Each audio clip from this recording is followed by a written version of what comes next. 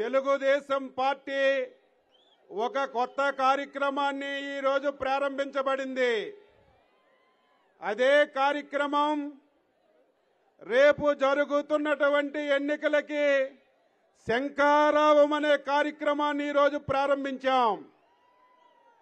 కార్యక్రమానికి రథసారథి తెలుగుదేశం పార్టీ జాతీయ ప్రధాన కార్యదర్శి, తెలుగుదేశం పార్టీకి ఇంకొక 50 సంవత్సరాలు నాయకుడుగా రాబోతున్నటువంటి మన యువ నాయకుడు శ్రీ నారా లోకేష్ బాబు గారికి రేపు అతి తొందరలోనే శ్రీకాకుళం పార్లమెంటుకి హ్యాట్రిక్ కొట్టబోతున్నటువంటి మన యువ నాయకుడు శ్రీ కింజరాపు రామ్మోహన్ నాయుడు గారికి, జిల్లా తెలుగుదేశం పార్టీ అధ్యక్షులు మిత్రుడు శ్రీ కోన రవికుమార్ గారికి, జనసేన పార్టీ జిల్లా అధ్యక్షులకి, నియోజకవర్గం పరిశీలకులు కిరణ్ గారికి, శాసన మండలి సభ్యులు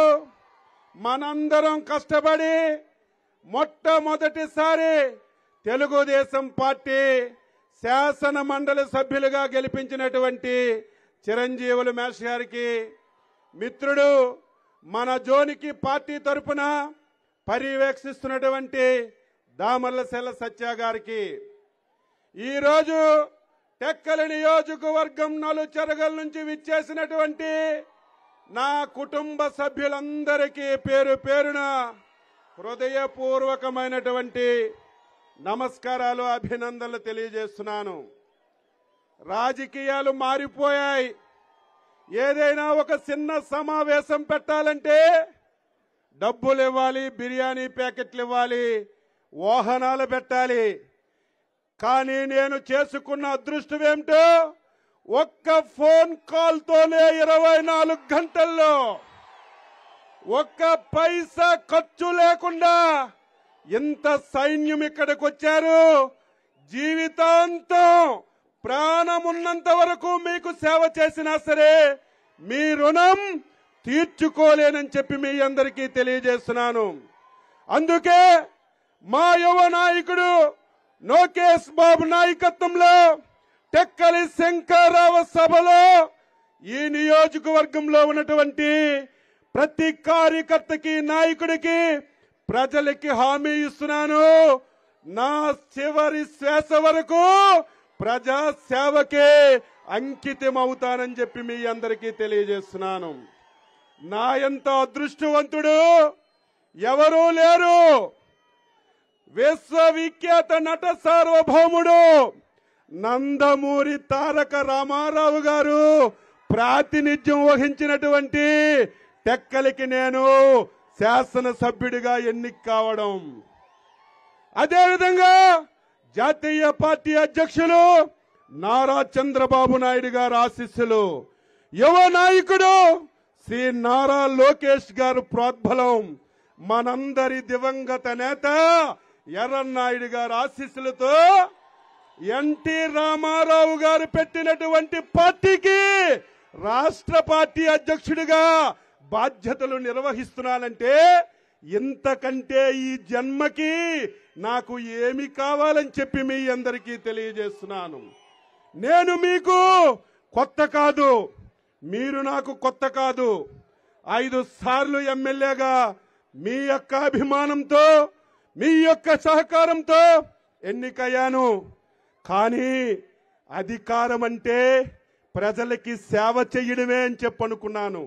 అధికారం అంటే కష్టమున్న కార్యకర్తకి అండగా ఉండడమే అనుకున్నాను. అధికారం అంటే 10 పనులు చేసి ప్రజల హృదయాల్లో చిరస్థాయిగా ఉండడమే అనుకొని పరిపాలన చేశాను తప్ప, అధికారంలో ఉన్నా, ప్రభుత్వం నా చేతిలో ఉన్నా, మంత్రిగా ఉన్నా సీమకు కూడా హాని తలపెట్టకుండా వచ్చిన ప్రతి ఒక్కరికి ఆదరించి పనిచేశాము. కాబట్టే ఈరోజు ఎక్కడికి వెళ్ళినా, ఏ గ్రామానికి వెళ్ళినా 100% తెలుగుదేశం పార్టీ గెలుస్తుందని ప్రతి ఒక్కరూ చెప్పుకుంటున్నారని చెప్పి మీ అందరికీ తెలియజేస్తున్నాను. కానీ ఈ 5 పర్యాయాల్లో ఎన్నో ప్రభుత్వాలను చూశాను, ఎంతో మంది ముఖ్యమంత్రులను చూశాను. ప్రభుత్వం అంటే ప్రజలకి సేవ చేయాలి, ప్రతిపక్షం అంటే ప్రజల పక్షాన సమస్యలని ప్రభుత్వం దృష్టికి తీసుకొచ్చి పరిష్కరించాలి. కానీ 2019వ సంవత్సరంలో ఒక దారుణం ఈ రాష్ట్రానికి జరిగింది. ఆంధ్రప్రదేశ్ రాష్ట్ర ప్రజలు మోసపోయారు, దగాపడ్డారు. ఒక్క అవకాశం అని చెప్పి ఒక మూర్ఖుణ్ణి, ఒక దుర్మార్గుణ్ణి ఈ రాష్ట్రానికి ముఖ్యమంత్రి చేయడం మన యొక్క దౌర్భాగ్యం అని చెప్పి మీ అందరికీ తెలియజేస్తున్నాను. ప్రజలది తప్పని చెప్పి వ్యక్తిగతంగా నేను మాట్లాడుతున్నాను. చాలా మంది అనొచ్చు, ఏంటి అచ్చెన్నాయుడు గారు ప్రజల మీద తప్పు పడుతున్నారని. తప్పు కాదా? ఎవడో కొత్తగా ఆకాశం నుంచి దిగొచ్చి ఒక రాజకీయ పార్టీ పెట్టి నేను మంచివాడను, రేపు అధికారంలోకి వస్తే మీకు సేవ చేస్తాను, మీ రుణం తీర్చుకుంటానంటే మనం ఓట్లేసామంటే అది ప్రజల తప్పు కాదు. కానీ తండ్రి అధికారాన్ని అడ్డం పెట్టుకొని 1,00,000 కోట్లు దోపిడీ చేసినటువంటి 16 కేసుల్లో ముద్దాయిగా ఉన్నటువంటి 16 మాసాలు జైల్లో ఉన్నటువంటి ఒక దొంగకి ఓటేసి ముఖ్యమంత్రి చేయడం ప్రజలు చేసిన తప్పో కాదో ఒక్కసారి విఘ్నులైనటువంటి ప్రజలందరూ ఆలోచన చేయాలి. 5 సంవత్సరాలు నిద్రలేని రాత్రులు గడిపాం. ఈ రాష్ట్రంలో 42 సంవత్సరాలు సుదీర్ఘ అనుభవం కలిగినటువంటి తెలుగుదేశం పార్టీ ఉంటుందా? ఏమవుతుంది? అందరం భయంగా గడిపినటువంటి రోజులు గుర్తుకు తెచ్చుకోవాలి. అందుకే మనందరం మళ్ళీ సింహాల్లా తయారు ఇవ్వాలి. నేను చాలా సభల్లో చెప్పాను, మన పార్టీ లేకుండా చేయాలని. తప్పుడు కేసులు పెట్టారు, అక్రమంగా అరెస్టులు చేశారు, జైల్లో పెట్టారు. జైల్లో పెడితే భయపడిపోతామనుకున్నాం, జైల్లో పెడితే పార్టీలు మారిపోతారనుకున్నారు. కానీ జగన్మోహన్ రెడ్డి తెలుగుదేశం పార్టీ నీ వైసీపీ పార్టీ లాగా గాలికి పుట్టలేదు. జగన్మోహన్ రెడ్డి తెలుగుదేశం పార్టీ పేదవాడి రక్తం నుంచి పుట్టిన పార్టీ. తెలుగుదేశం పార్టీ పేదవాడి హృదయాలలో పుట్టిన పార్టీ. ఈ పార్టీని నువ్వు నీ తాత తండ్రి ఏమీ చెయ్యలేరని చెప్పాను. నేను మీటింగుల్లో చెప్తే మీరందరూ గుసగుసలాడేవాళ్ళు.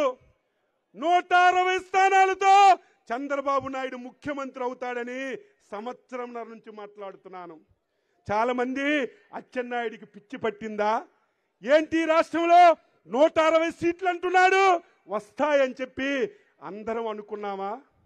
రేపు మళ్ళీ ఈరోజు తెక్కలి శంకారావ సభ ద్వారా తెలియజేస్తున్నాను, జగన్మోహన్ రెడ్డికి కుప్పంతో సహా ఏ ఒక్క స్థానం ఈరోజు తెలుగుదేశం పార్టీ 175 స్థానాలు గెలుస్తాం. టెక్కలు గెలుస్తాం, కుప్పం గెలుస్తాం, మంగళగిరి గెలుస్తాం. ఈ 3 పేర్లు ఎందుకు చెప్తున్నానంటే చంద్రబాబు నాయుడిని ఓడిస్తాడట, మంగళగిరిలో లోకేష్ ఓడిస్తాడట, టెక్కల్లో నన్ను ఓడిస్తాడట. మా ముగ్గురు జగన్మోహన్ రెడ్డికి టార్గెట్ అట. జగన్మోహన్ రెడ్డి పులివెందుల్లో తెలుగుదేశం పార్టీ జెండా ఎగరవేస్తున్నాం. కాసుకో.